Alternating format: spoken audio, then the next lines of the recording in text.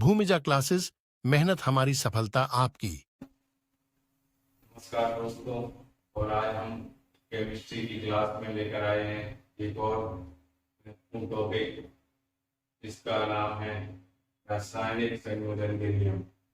जो पदार्थ आपस में संयोजित होकर नए पदार्थ बनाते हैं, तो कैसे बनाते हैं, इन चीजों इनके बारे में नियम जो बनाए गए उन नियमों को आज हम पढ़ेंगे। सबसे पहला नियम है द्रव्यमान संरक्षण का नियम। द्रव्यमान संरक्षण मतलब कि उसको कैसे बचा के रखना है, क्या है, इस बारे में बात जिस नियम में की गई उसका नाम क्या दिया गया, द्रव्यमान संरक्षण का नियम, जो कि आंतोइन लाबुशिये नाम के वैज्ञानिक द्वारा दी गई।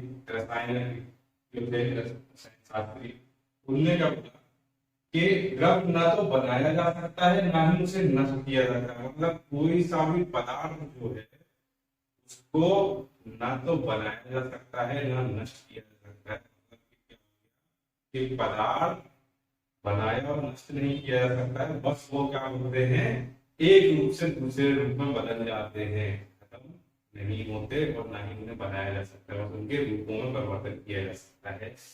हम देखते भी हैं हाइड्रोजन और ऑक्सीजन मिलके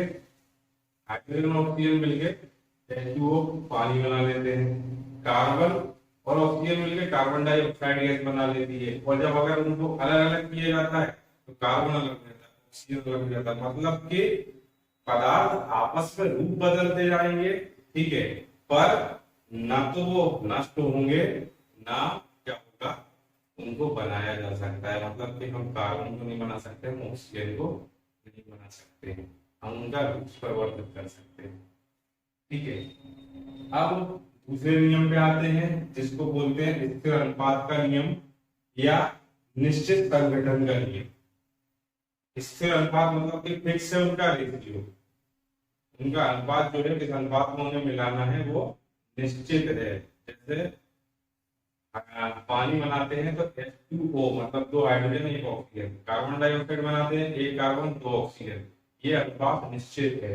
और वही इस नियम में बोला गया है जो कि रसायन शास्त्री जोसेफ प्राउच ने दिया था। किसी यौगिक में तत्वों के द्रव्यमानों का अनुपात सदैव बराबर होता है। कोई सा भी यौगिक बनाया जाए उसमें तत्वों के जो द्रव्यमान होंगे उनका अनुपात कैसा होगा, बराबर होगा। अब आप बोलोगे देखो तो आपने बताया ही है H2O 2 हाइड्रोजन 1 ऑक्सीजन, तो इनका कहना यह है कि चाहे हम प्राकृतिक रूप से यौगिक को बनाए चाहे कृत्रिम रूप से, ठीक है, मतलब चाहे वर्षा का जल हो चाहे हमने लैब में हाइड्रोजन और ऑक्सीजन को मिक्स करके जल बनाया हो, दोनों में जो द्रव्यमान हाइड्रोजन का और ऑक्सीजन का होगा वो कैसा होगा, समान होगा।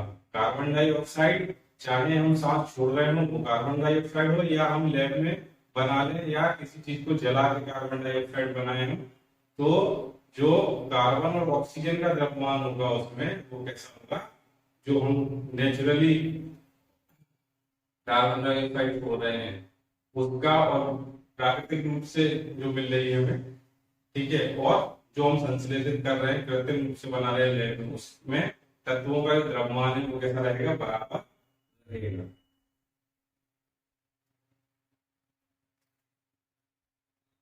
और इसी को हम क्या बोल रहे हैं, निश्चित संगठन का नियम भी बोलते हैं। क्या बोलते हैं, निश्चित संगठन का नियम, ठीक है, निश्चित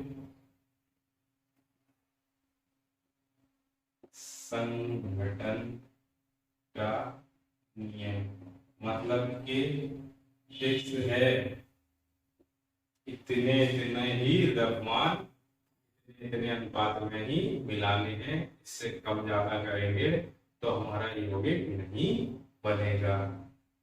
अब हम तीसरा नियम पढ़ेंगे। तीसरा नियम क्या कहता है, तीसरे नियम का नाम है विपरीत अनुपात का नियम, जो किसने दिया, डाल्टन ने। यदि दो तत्व संयोजित होकर आपस में मिलकर, यदि दो तत्व संयोजित होकर एक से अधिक यौगिक बनाते हैं, यौगिक एक से ज्यादा बनते हैं, दो तत्व आपस में मिलते हैं और एक से ज्यादा यौगिक बनाते हैं, तो एक तत्व के साथ दूसरे तत्व के संयुक्त होने वाले द्रव्यमान छोटे पूर्णांकों के अनुपात में होते हैं। एक तत्व से जो दूसरा तत्व संयोजित हो रहा है उसका जो द्रव्यमान होगा वो छोटे पूर्णांकों के अनुपात में होगा, ऐसा इनका कहना है। जैसे हम देखते हैं दो तत्व हैं, एक कौन सा है हाइड्रोजन, दूसरा कौन सा है ऑक्सीजन।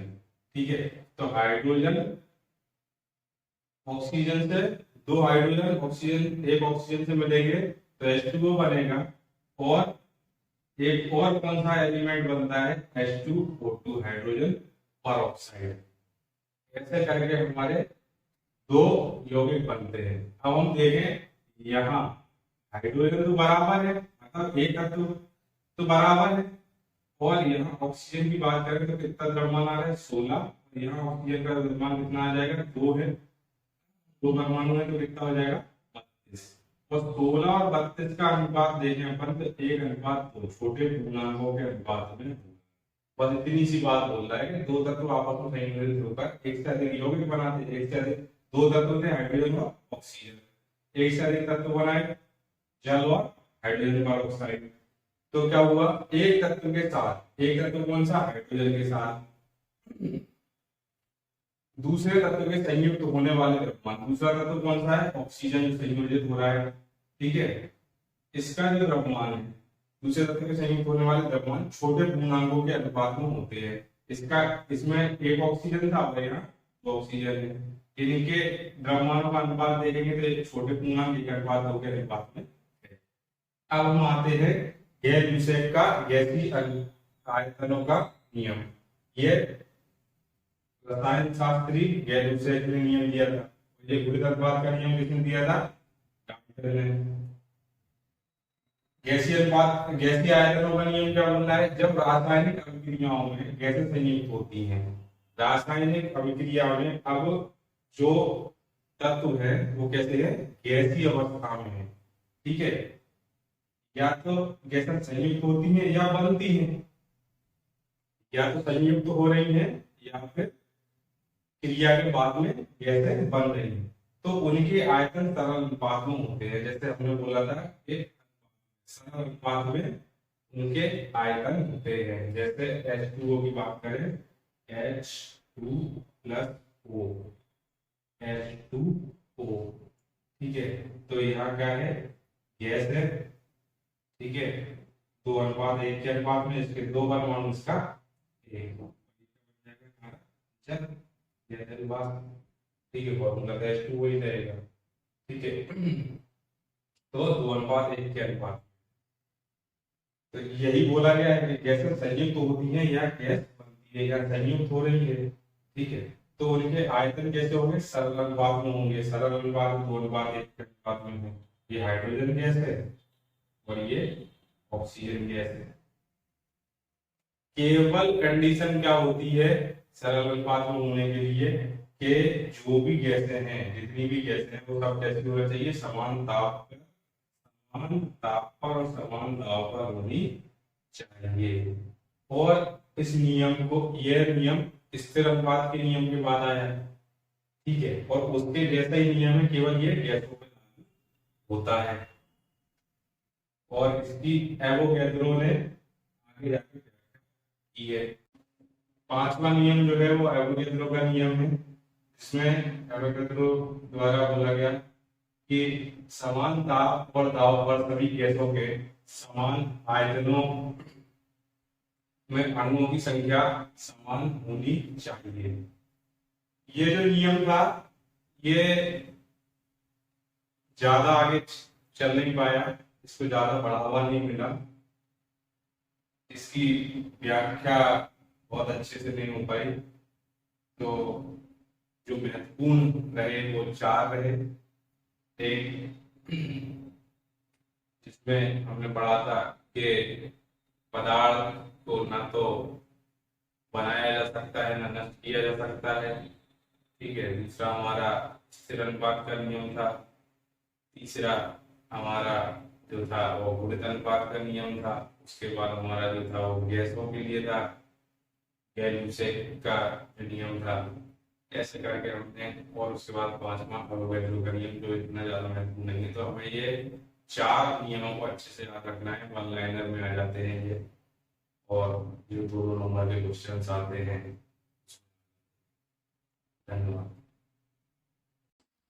यदि आपको ये वीडियो पसंद आया है तो इसे लाइक करें, इस पर ज़्यादा से ज़्यादा कमेंट करें और इसे ज़्यादा से ज़्यादा शेयर करें। और अगर हमारे द्वारा दी जा रही जानकारी आपको उपयोगी लग रही है तो हमारे चैनल को ज़रूर सब्सक्राइब करें। इस वीडियो को देखने के लिए थैंक यू।